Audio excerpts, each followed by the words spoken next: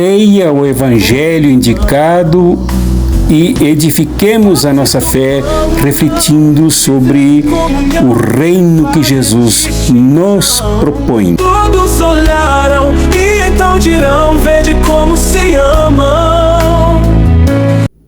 Minhas queridas e meus queridos que compõem esta comunidade da reflexão do Evangelho, que se estende por todo o Brasil e por várias partes do mundo, peço que vocês deem likes aqui para nos ajudarem a movimentar esses algoritmos. Se inscrevam no canal, ativem o sininho para receber as novidades diárias aqui no nosso canal TVCP12 e deem atenção, por favor, ao Pix, que é o e-mail domorvandilo@gmail.com, para fazerem as colaborações de vocês para nos ajudarem nesse trabalho fundamental. O Evangelho para este domingo, dia 23, o último de fevereiro de 2025, é realmente um programa de vida absolutamente necessário por sua importância, por sua validade, para balizar as nossas vidas nas relações com Deus, nas relações com o outro, no enfrentamento de tudo que destrutivamente os inimigos podem causar e causam em nosso mundo. Tão fundamental foi para Lucas, que o escreveu, juntamente com a sua comunidade, como para toda a população procedente de vários lugares para se encontrar com Jesus, como é extremamente palpitante e atual para nós aqui e agora no Brasil e no mundo. E eu acentuo dois pontos que me parecem eixos nesta reflexão. A primeira é quando Jesus diz: a vós que ouvis. Porque quando Jesus diz a vós que ouvis, ele se refere a duas categorias de públicos. Uma é que faz parte exatamente do movimento dele, da sua comunidade, do seu corpo discipular, que são os seus seguidores e as suas seguidoras, que mais devem ouvi-lo.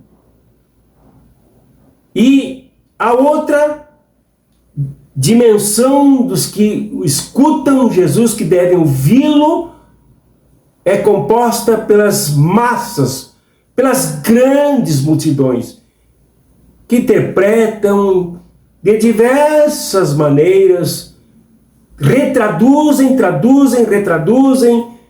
interpretam, reinterpretam, se desligando da origem do que Jesus pede que escutem. Portanto, nos importa aqui é tentarmos ouvir como Lucas ouviu, embora não se fizesse presente. Escrevendo depois, pesquisando para formar a sua própria fé. E como muitos da sua comunidade também não ouviram, não escutaram Jesus, mas o ouviram. Então é a estes que nós devemos escutar para ouvirmos o que eles ouviram de Jesus. E um outro momento importante desse a voz que ouvis é quando ele afirma: eu digo. Porque quem, na verdade, pode ouvir deve ouvir Jesus a partir destas bases que eu mencionei. É preciso que estas pessoas que compõem esse círculo de discípulos e discípulas realmente saibam sempre, em todos os momentos, que é a Jesus que se deve ouvir. E se deve ouvir o que ele diz. Se deve captar o que ele diz. Se deve entender o que ele diz. E não o que os outros dizem que ele disse. Não o que eu acho que ele disse. Não o que a minha mente imagina o que ele disse. Mas, na verdade, a calibração da audiência para ouvir o que ele diz. E o que Jesus diz é estarrecedor. É chocante. Se contrasta com tudo que se ouve todos os dias, que se ouvia todos os dias. É preciso, então, uma desintoxicação, uma limpeza absolutamente ampla, geral e restrita e profunda em nossas vidas, para ouvirmos o que ele diz. Então, esse é o primeiro passo. Não daquela forma, assim, espiritual, pobre, e que Jesus falou comigo e aí saiu a dizer o que ele acha que ele falou comigo. Não a partir de pressupostos absolutamente fantasmagóricos, tomando um Jesus desencarnado, um Jesus deshistoriado, desgeografado, desregionalizado, acultural, apalestino, para adaptar-se a um Jesus horóscopo, a um Jesus mítico, a um Jesus flutuante da bolsa dos valores de quem diz que o escuta. Não, esse Jesus é o Jesus retratado por Lucas. Como eu digo, o Evangelho de Jesus palestino, segundo o que escreve São Lucas. Este Jesus que nós devemos ouvir. E o que ele diz para nos estarrecer? Para quebrar os nossos paradigmas. Para quebrar as nossas cadeias. Quebrar as nossas correntes. Destruir as nossas ferrugens. Desencalacrar de fato a nossa mecânica mais profunda como seres humanos, dignos, fortes, que saibam viver para enfrentar os inimigos. Então ele diz: amai aos vossos inimigos, fazei bem aos que vos odeiam. E aí já distingamos de novo duas partes, dois universos esta fala de Jesus. No primeiro, Jesus não descategoriza o conceito de inimizade, de inimigo. Jesus reconhece que há inimigos. Não inimigos pessoais dele, não inimigos pessoais meus, não inimigos pessoais dos seus discípulos e discípulas, mas inimigos altamente corrosivos que pairam e atuam na sociedade.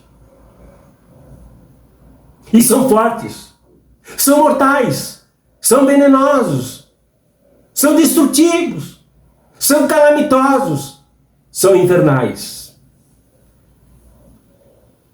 Na reflexão do Evangelho do domingo passado, quando nós trouxemos o texto anterior, nesse contexto, Jesus designou claramente quem são esses inimigos, nos seus 4 ais. Primeiro inimigo que ele designou foi o dos ricos. Ai de vós que sois ricos, porque já recebestes a vossa consolação. Os ricos são a parte mais potente da engrenagem dos inimigos.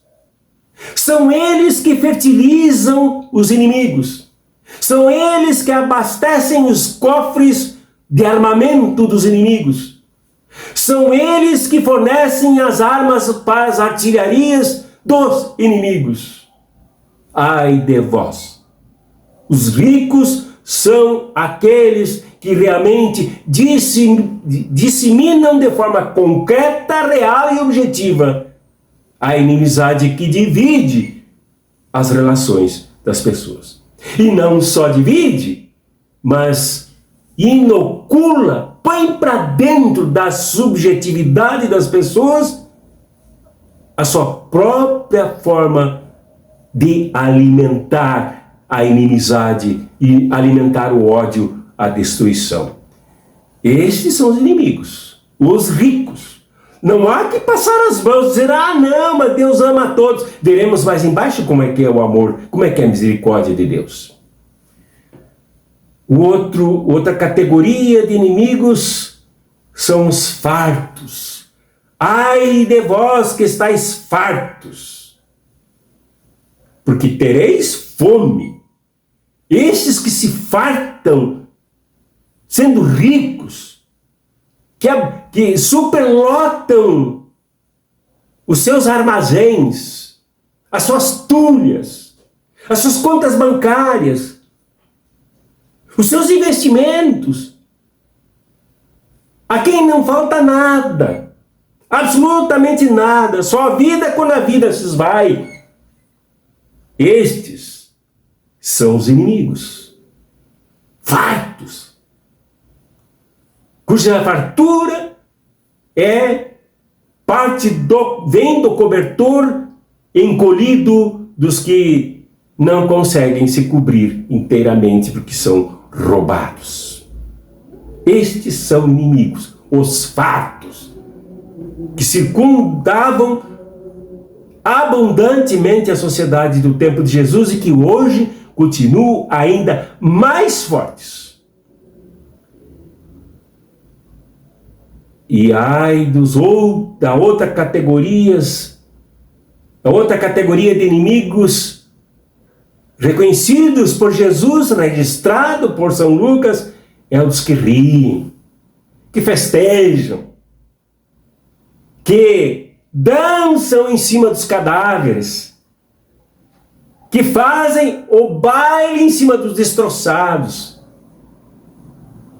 Como diz Mercedes Souza, dos que já não têm mais faces para virar, oferecendo o outro lado do rosto.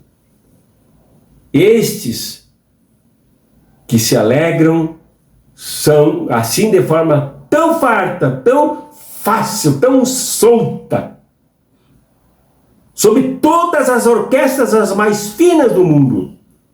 Esses são inimigos, porque os seus risos, as suas festas, as suas danças, a sua embriaguez com as bebidas mais caras se dão por causa do que tiram dos que lamentam e choram e lamentam de fome.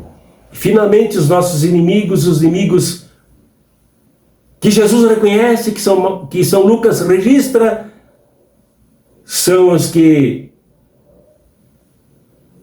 gostam de serem laureados, premiados, que gostam que falem bem deles, que são a todo momento homenageados. Estes que assim têm seus nomes muito bem falados, que são bajulados, esses participam de gerações e gerações dos que desde o passado também cultuaram os falsos profetas. Notemos bem que a inimizade é tão profunda, é tão estruturada, é tão alicerçada que ela passa por gerações e gerações, se afirmando como inabalável para destruir. Assim são aqueles bajulados, aqueles que Lucas chama de todos os homens falarem bem de vós. Esses são inimigos. Esses não suportam uma crítica sem perseguir. Esses não suportam a verdade sem ameaçar quem anuncia a verdade. Mas Jesus escandalizou de certa forma quando disse: amai os vossos inimigos, amai a esses. Fazei o bem aos que vos odeiam. Bem claro. Como amar? O que é amar a quem faz tanto mal, a quem se acumula em cima da humanidade para roubá-la, saqueá-la e ainda persegui-la? Como amar? A quem não suporte esta ideia, a quem entenda mal esta ideia. Primeiro é preciso dizer por que amar assim como Jesus orienta, fundamenta. Porque amar assim é exatamente romper com as correntes que prendem a esta brutalidade da máquina do ódio, da máquina que frutifica inimigos, que dá cria a novos inimigos. Romper com isso, não entrar mais nesse diapasão, não fazer mais parte desta farsa. Romper com o ódio, viver uma nova matriz de relações e não de acordo com aquilo que todo mundo diz que é normal. Odiar, falar mal, desejar somente a destruição do outro. Amar para Jesus, de acordo com o que escreve Lucas e sua comunidade, é a capacidade de se cultivar de tal forma, com as medidas, com a régua do reino, que não dê mais lugar para o ódio.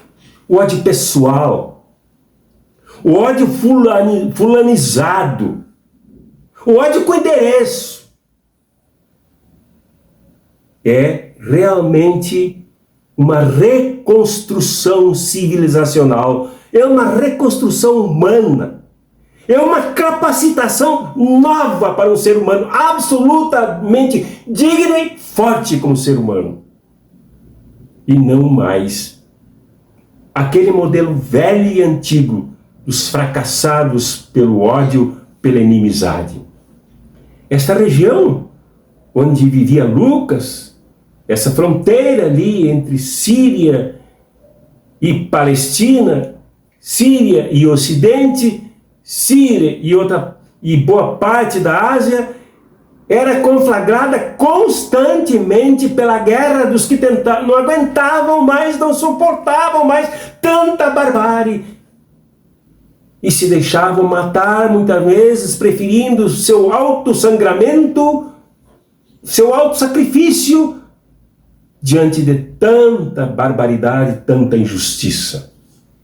Mesmo assim, amai os vossos inimigos, isto é, não vos orienteis mais por sua cartilha, pelos seus códigos, mas por uma nova orientação, uma nova matriz, que é a misericórdia do Pai, como mais embaixo Lucas descreverá.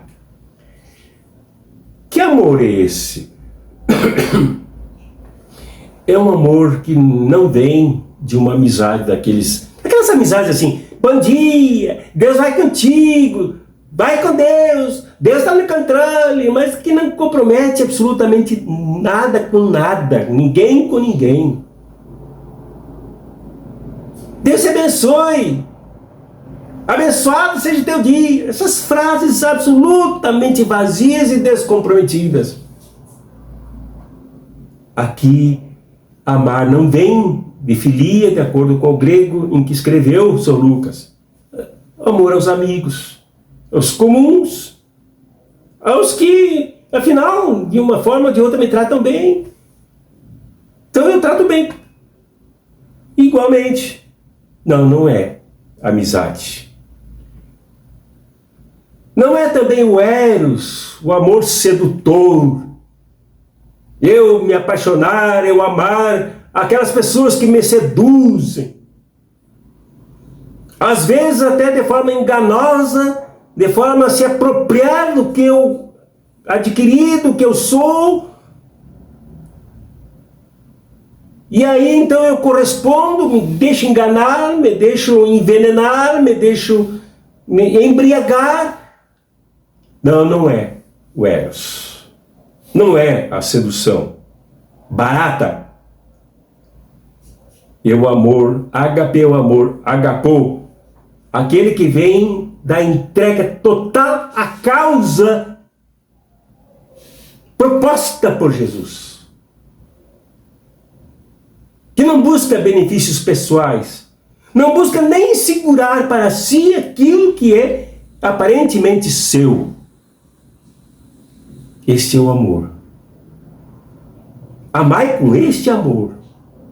Amai com os ouvidos, com os sentimentos, com a ideologia, com a mente, com a consciência, com todo o seu perfil mais profundamente subjetivo, conectado ao que Lucas descreveu. Eu digo a quem diz, a quem ensina, a quem fundamenta, a quem seguimos, que é Jesus. Mas não é só amar os inimigos. Não é só amar os inimigos. Não é prestigiamento do que eles fazem, do mal que eles fazem. Mas é fazer o bem, fazer o bem a todos que vos odeiam. É realizar o bem, é jogar-se na prática, como Jesus sempre fez.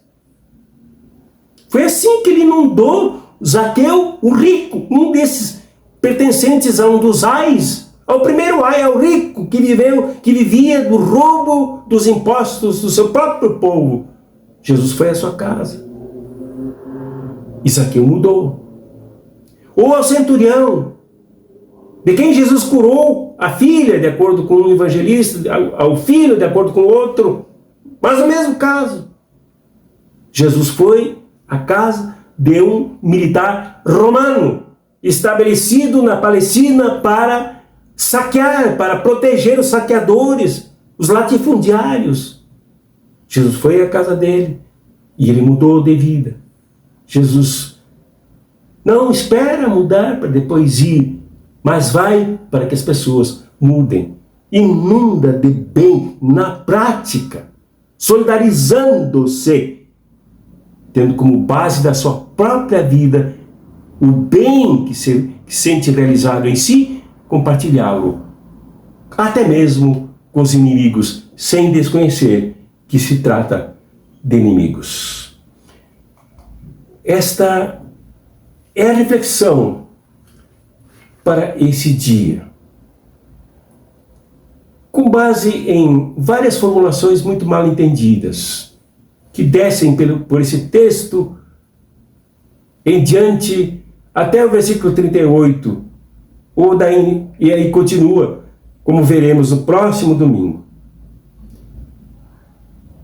Levando em conta que naquela região devastada, com tanta gente sofrida, perseguida, presa, aprisionada como escravo, quando não podia pagar as suas dívidas, naquela região, mesmo naquelas condições, Jesus propôs esta mensagem com a possibilidade de reconstruir as pessoas a partir de outras bases, a partir da base dele, do que ele diz, pedindo que as pessoas realmente o escutem. Aqueles que ouvem de fato, poucas pessoas de fato ouviram Jesus. Roma não ouviu, Sinédrio não ouviu, O templo do culto que consideravam santo não ouviu. Os soldados que espancaram Jesus não ouviram. Poucos ouviram Jesus, mas esses poucos ele pede que ouçam o que ele diz. E o que ele diz é revolucionário, mudança. Como cantou a nossa querida irmã, companheira e camarada Mercedes Souza, traduzido esse canto por nossa querida Beth Carvalho, quando disse: eu só peço a Deus que em justiça não me seja indiferente, pois não posso dar a outra face se já fui machucada brutalmente, mesmo nesse ambiente de tantas machucaduras. Difícil de erguer a outra face, tão dilacerada. É preciso que aprendamos a ouvir o que Jesus diz e aprendamos a amar. Isso não é coisa para religião semanal. Isso não é coisa para promessas fúteis. Isso não é coisa para liturgia de altar. Isso é coisa para quem realmente quer viver o projeto de Jesus. Revolucionário, transformador, recriador da civilização, capaz de nos colocar numa posição absolutamente digna e forte como seus discípulos e suas discípulas. Essa é a proposta. O amor que Jesus propõe é aquele que nos joga no âmago dos sofrimentos, das injustiças, dos dilaceramentos das faces humanas, para reconstruirmos o ser humano sobre novas bases, sobre novo paradigma, movidos por nova proposta. É disso que a humanidade precisa. O amor cheio de misericórdia. E a palavra misericórdia quer dizer colocar-se ao lado dos miseráveis mais padecentes de miséria desse mundo, para denunciar aqueles que causam esta situação, que estruturam esse ambiente de dilaceramento. É isto sermos misericórdios, como o nosso Pai é misericordioso, que dá o sol para bons e maus, dá a chuva para justos e injustos, e que é capaz de amar infinitamente. Esta é a base. Não é a base que aí está. Não é a base capitalista, não é a base neoliberal, não é a base do eu ganho e tu perdes, mas é a base nova que Jesus traz. Escandalosa, sim, porque é totalmente anormal, a anormalidade, esta sim, anormal, que produz anomia, que produz doença, que produz destruição. Este é o apelo, meu irmão, minha irmã. Este é o chamamento. Não a partir de igrejas que falam, fazem caridadezinha aqui e acolá, mas que se omitem diante do grande projeto que é Jesus. Em nome do Pai, do Filho e do Espírito Santo. Amém. Leia o Evangelho indicado e edifiquemos a nossa fé refletindo sobre o reino que Jesus nos propõe. Todos olharam e então dirão: